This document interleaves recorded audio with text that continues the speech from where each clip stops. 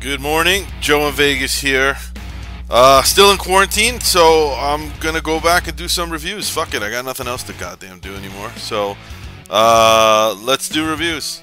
I'm gonna do one on Christina Aguilera, which is the last live show I went to before Corona, 2020 BC, before Corona. It was a few weeks before. Actually, it was right when it was starting. So, because I remember standing in the security line, packed, to get in and thinking, if I get coronavirus going to a Christina Aguilera show, I'm going to kill myself.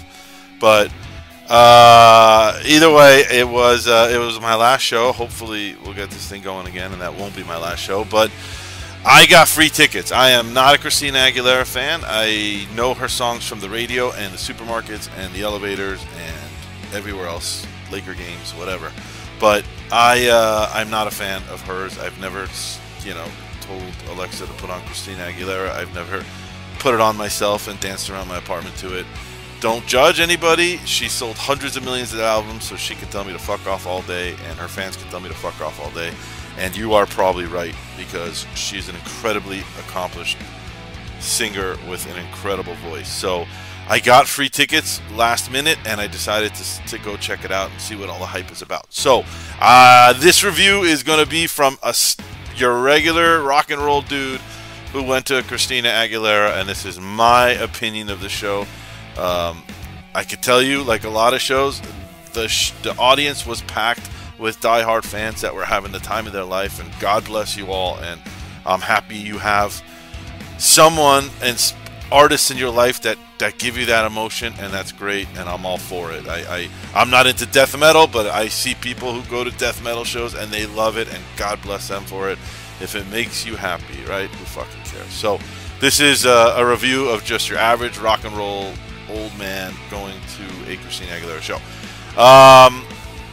It was at Planet Hollywood in Las Vegas.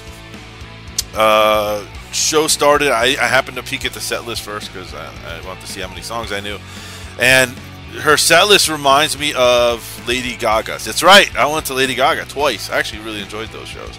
She's pretty talented, but it's broken into acts. It's not like a full set list like any other rock show. It's acts: Act 1, Act 2, Act 3. Each act is pretty much the same. It has about 3 to 5 songs maybe in it. And of those 3 to 5 songs, there's usually 1 or 2 big hits, and the other ones are just kind of throw-ins. I think the reason they have these acts, some of these types of shows, is for wardrobe changes and things like that. Axel does wardrobe changes, but he just takes off a t-shirt and puts on a different t-shirt. These are heavy-duty wardrobe and dance changes and set changes. So I get it.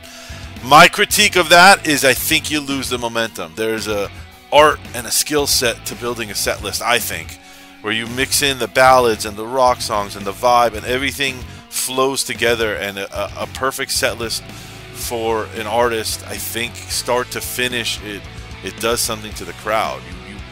You bring them up and bring them down and bring them up and bring them down, and you do it perfectly, and it's a long build, slow build to the end where you hit them in the fucking face with your biggest songs and your encore at the end. So I think breaking a show into act, as wonderful as the costumes and dancing are, I do think you lose the crowd in between. So I think she loses a little bit of the momentum when you have these different acts. The curtain has to come down, her dancers come out, they try to put on a little show in between, but anyway, people look at it as a chance to go get a drink or go to the bathroom or anything like that. So I'm not a fan of the act thing, even though it's, I know why, and I know what the result of it is, but I don't know. That's just me. I like to go on a trip. I like to hear that first song and then just forget about life till the end of the song, and if you gotta pee, you pee in your fucking pants, and you hold it, or if you got a drink, that you run your little ass off, and you go get your drink. But anyway, so Act 1, Your Body, Bionic, Genie in the Bottle, which I knew that one. Reflection, Matthew Wilder and David Zippel cover. I don't know what that is. There were a lot of songs I can't remember now, but I think Bionic was one of them that you kind of know, or I knew. Look, she sounds great. She's got a great voice. She's a professional. She's got one of the best voices of all time. It's something to see. Overall, I'm not going to give a bad review of the show because I actually enjoyed myself. The whiskey definitely helped. A lot of whiskey definitely helped, but it wasn't a bad time. It still beats the hell out of sitting home and watching TV. So that was the first thing. Second act was Dirty, which I knew. That's got 2 R's in it, by the way. Dirrty.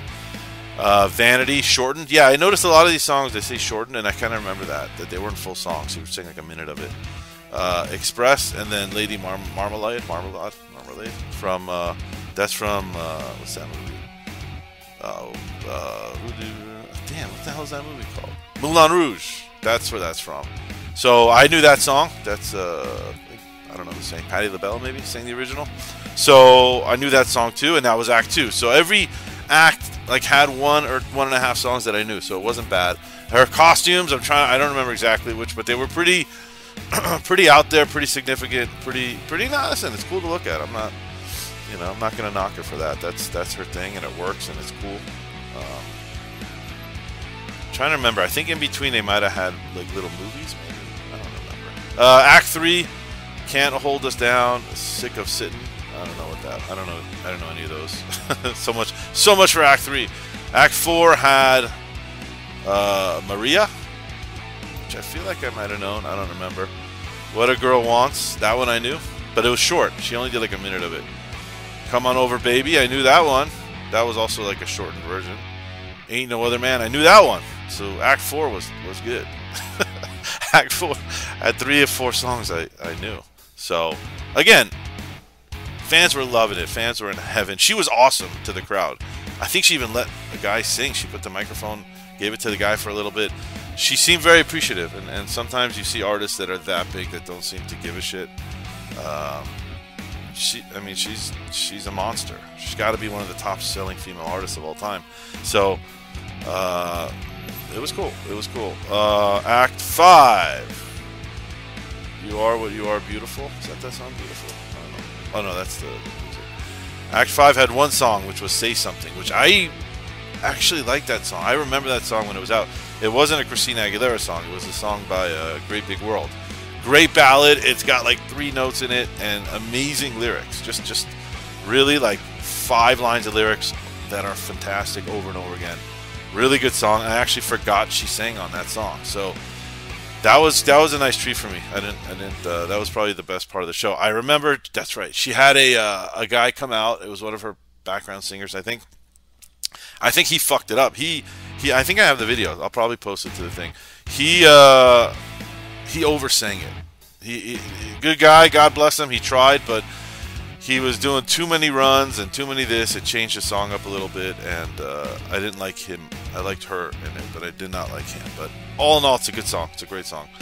That was Act 5. Excuse me. Sorry, just waking up. Next comes the encore. Candyman. I think I might have known that. I don't remember. Woohoo. I don't know what that was. That's shortened. Accelerate. Feel This Moment. That's a Pitbull cover. I feel like I knew that song. And then we're on Act 6 now. This is like a Shakespeare fucking play. Act 6 was Beautiful and Fighter. I knew both of those, so go me. That was a good act too. Beautiful is a great ballad. Can't argue that one. And Fighter is a standard 90s, I think, maybe early 2000 pop radio song that everybody knows. You know, like I said, it's got its place and its time, and it's got its fans, and I am not gonna rip on it because I'm not a music snob. If it makes you smile and dance and get off your fucking ass, and if you go to the gym and turn on that song and it makes you run a little faster, then God bless you. God bless music. I'm a fan of music. And then Encore 2 was Let There Be Love. I think I left, to be honest with you. I don't know what that is. Let There Be Love. But all in all, the reason I did this review is if you're in Vegas and your girl wants to take you to the show, just go. It's not that bad. Don't fight it. Give your girl what she wants. What a girl wants. Give your girl what she wants. If you're there with a gay friend of yours and he wants to take you, let him go. Just go, damn it. What else are you going to do? The blackjack table will be there when you get back. The slot machines will get there when you get back. The food will be there.